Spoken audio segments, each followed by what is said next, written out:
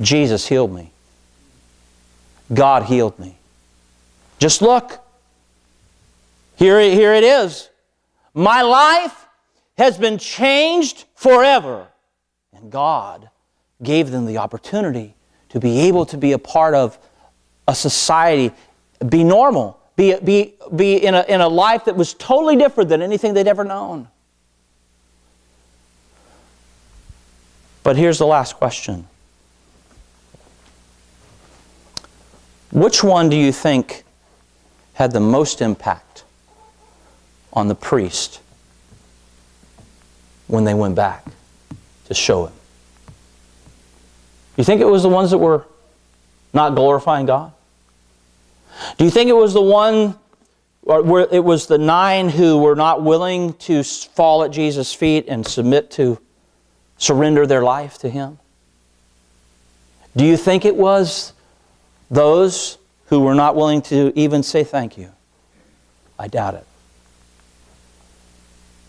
But I guarantee you, when the last one came to the priest and he said, oh, by the way, 9 of my counterparts came.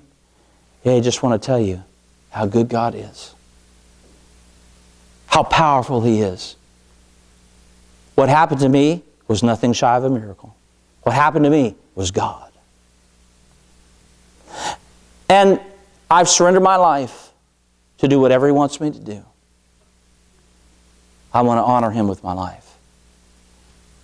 And finally, just want to tell you, I'm thankful for what He did for me. Hey, do you know Him? I would have loved to have heard that conversation.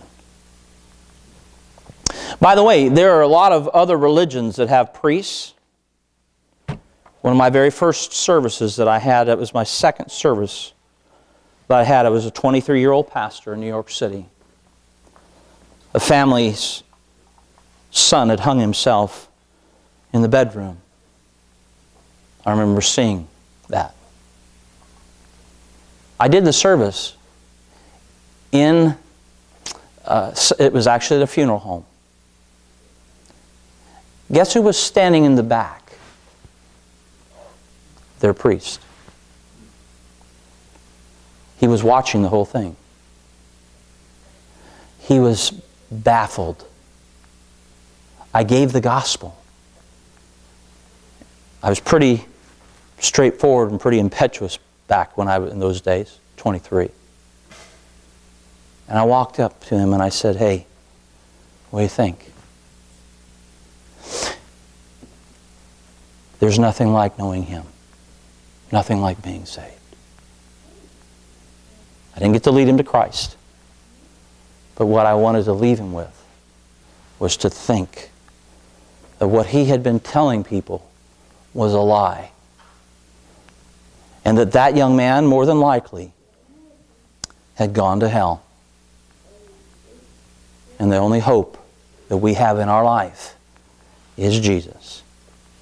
And my prayer one day, or my hope is, that man who heard that message, and there were some that were saved in that service, that he left from there. And it rocked his faith. And he realized that he needed Christ. And he trusted Christ. I don't know if that ever happened, but I hope it did. And I hope that priest that those men showed themselves to was moved by the mighty hand of God. Our Father, we ask tonight you'd help us to be folks that will glorify God with our lives.